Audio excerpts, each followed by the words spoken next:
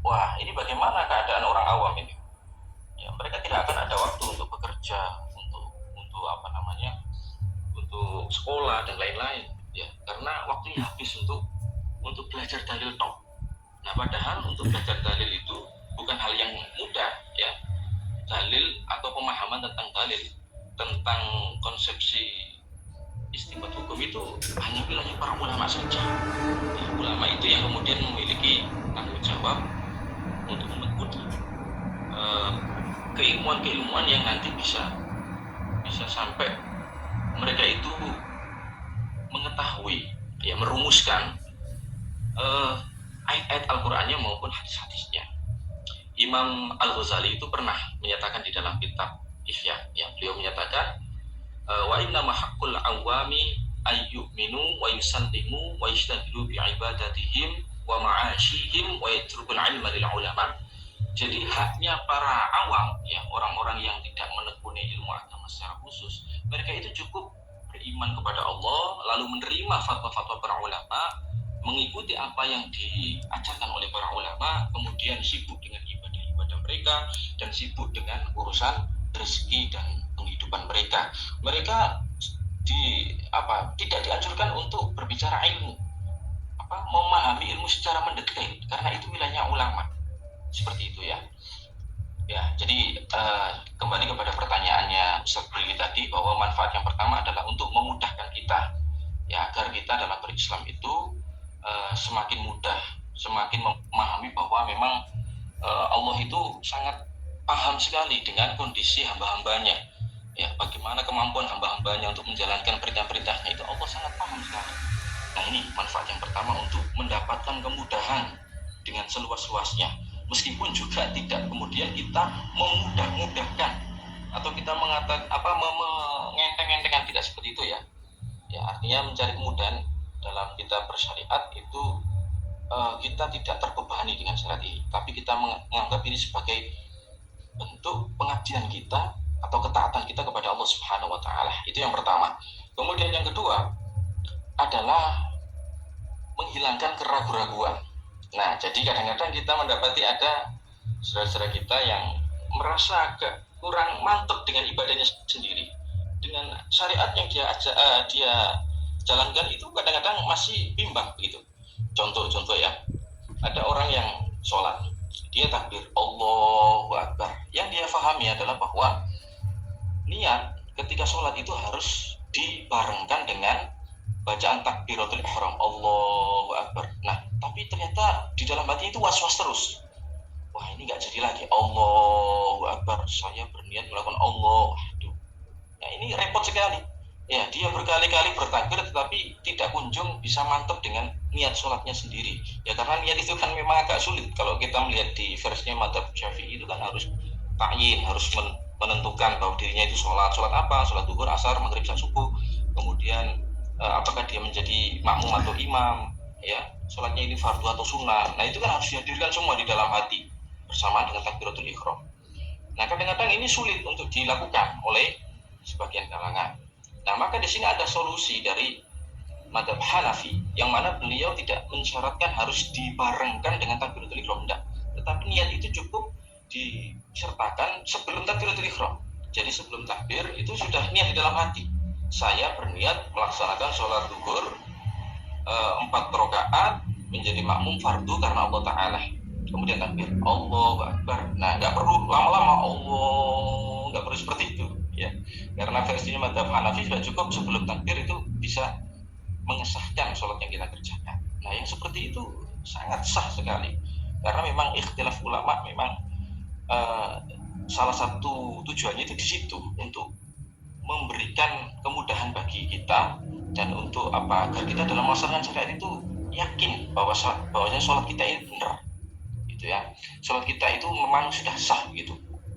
Atau kemudian tentang ini aurat. Nah, di dalam sholat itu kita mendapati kadang-kadang ada orang sholat itu wajahnya ini tidak tertutup secara sempurna. Kalau dalam versi Madzhab Syafi'i itu kan memang wajah itu kan harus tertutup, memang bukan tertutup, batasannya itu kan jelas sampai segini ya, dagu gini, ini harus tertutup semua. Makanya kadang-kadang ada kain yang untuk mengantisipasi biar tidak terbuka bagian bawah dagunya ini. Tapi juga sebagian orang ada yang dagunya masih kelihatan sampai sini kan. Kemudian zero tangan. Harusnya kan kalau sholat itu tertutup semua kecuali telapak tangan kan, baik yang zahir maupun yang batin. Ini kan harusnya segini kan. Nah, sebenarnya sampai pergelangan gini. Tapi terkadang ada yang sampai begini, ininya melorot. Nah, ini kan bagian dari aurat. Nah, kalau kita mengikuti versinya mazhab Syafi'i itu tidak sah. Itu batal sholatnya itu seperti itu. Tetapi apakah mungkin kemudian kita mengatakan bahwa wah, ternyata banyak sekarang orang yang sholat itu ternyata tidak sah. Nah, itu bagaimana perasaan mereka? Padahal mereka ini orang awam. Nah, maka di sini orang awam itu harus istilahnya kita sebagai pendai itu tidak boleh mensulit-sulitkan, mempersulit peribadatan yang dilakukan oleh orang awam. Jadi ya ikut aja, ya kita mengikuti apa yang ada di dalam mazhab Hanafi yang mana beliau mengatakan ya. Ini dalam kitab ini juga diterangkan ya. Kalau yang di kitab ini yang saya temukan dalam versi mazhab Hanafi itu qadamain itu artinya telapak kaki, baik yang zahir maupun yang batin itu tidak wajib untuk ditutup. Ya, ini baik di dalam sholat maupun di luar sholat. Kalau yang di kitab ini. Tapi kalau dalam kitab lain, ya dalam kitab-kitab perbandingan mazhab yang lain itu ada yang mengatakan dari Imam Muhammad bin Hasan itu mengatakan bahwa diroknya perempuan itu tidak termasuk aurat, sehingga boleh perempuan itu kelihatan diroknya seperti ini nggak apa-apa. Maka kita tidak heran di Indonesia itu ya para akhwat-akhwat kita mereka dalam menutup aurat ya kadang-kadang masih terlihat bagian dirok ini. Ya, dan itu menurut saya ya nggak ada masalah karena memang dalam versi mazhab Imam Abu Hanifah ya di dalam kalangan mazhab beliau ini bukan Imam Abu Hanifahnya tetapi dalam mazhabnya ya ada ulama yang kemudian di kalangan mazhab Hanafi itu yang mengatakan bahwa dirok ini berarti bagian lengan tangan ini sebelum siku ini merupakan bagian yang tidak termasuk aurat. Nah itu seperti itu. Kemudian manfaat yang ketiga teman-teman yaitu bahwasanya kita ini jangan sampai kemudian fanatik dengan satu pola. Nah, ini yang paling penting justru di sini.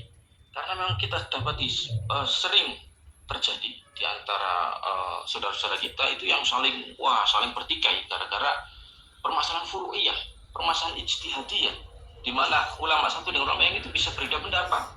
Ya, ada yang kunut, ada yang tidak kunut, ada yang baca usolli, ada yang tidak baca usolli. Ada yang zikirnya itu jahar, ada yang zikirnya itu sir. Ya, jahar itu artinya dikeraskan suaranya, kalau sir itu pelan. Ya, ada yang bersama-sama, ada yang sendiri-sendiri dan sebagainya. Itu merupakan hal yang ijtihadiyah yang boleh berbeda lah satu ulama dengan yang lainnya itu. Nah, kalau kita tahu ternyata di dalam perbandingan mazhab itu, ya ternyata seperti itu ya. Wah, ini akhirnya kita saling bertoleransi. Nah, ini kembali kepada satu kaidah yang sering dimunculkan oleh para ulama termasuk Imam Al-Ghazali. Beliau menyatakan la yungkaru al-mujma'u alaihi innama yungkaru mukhtalaf. Gini. La yungkaru al-mujma'u alaihi la yungkar gimana Pak Bri? La yungkaru mukhtalafu fihi wa innama yungkaru mujma'u alaihi. Nah gitu ya. Semangatnya kan orang sering berbalik-balik. Iya. Nah itu gitu. Jadi tidak boleh diingkari. La yungkaru al-mukhtalafu fihi. Tidak boleh diingkari ketika suatu amaliyah syariah, suatu peribadatan yang dilakukan oleh sosok individu atau kelompok, kalau masih ranahnya itu di dalam ikhtilaf ulama, ya, tidak boleh kemudian diingkari serta-merta disalah-salahkan. Itu dalilnya nggak kuat, itu dalilnya dhaif, itu bahkan sampai bid'ah. Wah ini keterlaluan seperti itu. Karena apa? Menurut versi madhabnya itu boleh, nggak apa-apa. Itu ada sanad ilmunya gitu loh, sampai kepada Rasulullah melalui madhab-madhab yang mereka ikuti. Jadi nggak boleh diingkari serta-merta ditolak, ini diingkari. Wah ini perbuatan yang menyelisih sunnah, ini menyelisih Al-Quran. Nah ini sangat apa istilahnya? Dia menunjukkan bahwa dia belum mengaji secara lebih banyak gitu ya. Nah, wa inna yungkaru mujma'u alaihi. Nah, yang diingkari itu perkara yang sudah disepakati oleh para ulama, yang sudah diijma'kan oleh para ulama. Nanti kalau teman-teman membaca buku ini akan sering kita dapat ada bahasa ijma', ajma'a, Ittafaqa. ittafaqa. Nah, yang seperti itu memang apa? Itu sudah disepakati sehingga tidak bisa tidak boleh untuk berbeda. Itu harus dihindari kalau misalkan sudah keluar dari apa yang disepakati oleh para ulama. Makanya di dalam Islam itu, di dalam kita beragama, sumber hukum Islam itu kan ada 4 ya yang disepakati oleh semua ulama, yaitu Al-Quran, hadis, ijma, dan qiyas. Nah, ijma ini memposisi di posisi yang ketiga, sehingga ketika ada orang yang menyelisih ijma ulama, maka otomatis orang tersebut sudah keluar dari ajaran yang benar, sudah menyimpang gitu ya. Jadi ya kita harus tahu lah konteks bagaimana kita itu berikhtilaf dan konteks di mana kita itu harus berijma, harus satu suara. Tayyib Ustaz.